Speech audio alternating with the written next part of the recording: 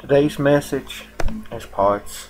It's parts. Part of me, part of you.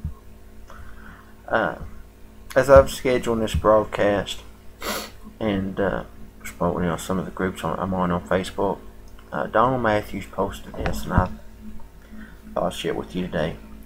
Just hope for the hopeless. People, just because you're losing does not mean you're lost. Just because you're hungry does not mean you will starve. Just because there's a Red Sea in your path does not mean you can't cross it on dry land. Just because you're hurting does not mean you'll always be hurt. Just because they labeled your life does not mean that that's who you really are. Just because they lied on you does not mean you have to live that lie. Just because you're lost does not mean you won't be found. Just because you're sinking doesn't mean you won't drown. Just because life doesn't turn out the way you expected it, it does not mean that life is over for you. There's truly life after today. Just because you feel alone in this world does not mean God is not with you. Just because you feel hopeless does not mean hope is not available for you. Just because you're hanging on a cross does not mean you're going to stay there. Just because they burned you in a grave does not mean you won't rise again.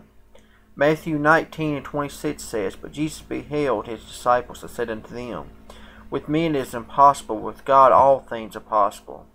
Mark 9:23 says, Jesus says, "If thou can believe, all things are possible to him that believes." The judgment of God, when I stand before the judgment seat of God, I will proclaim to God that life was hard. But I wonder if I can really plead insanity with God. Would God listen to my plea?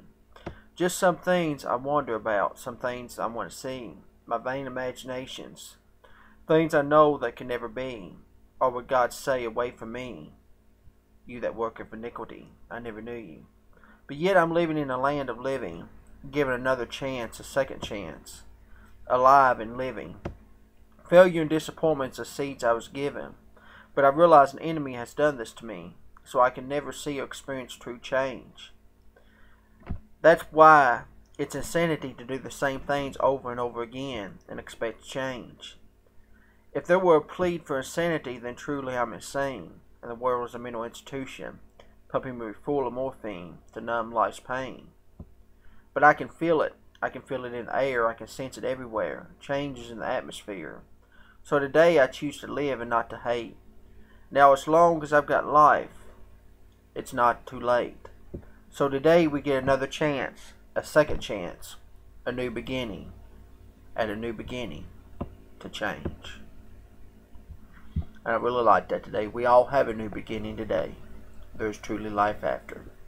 You don't have to stay in your circumstances. You don't have to stay depressed. I'm doing this in my life after divorce, my divorce journey broadcast, because today there is life after. And today can be your new beginning. Just begin to let go and let God.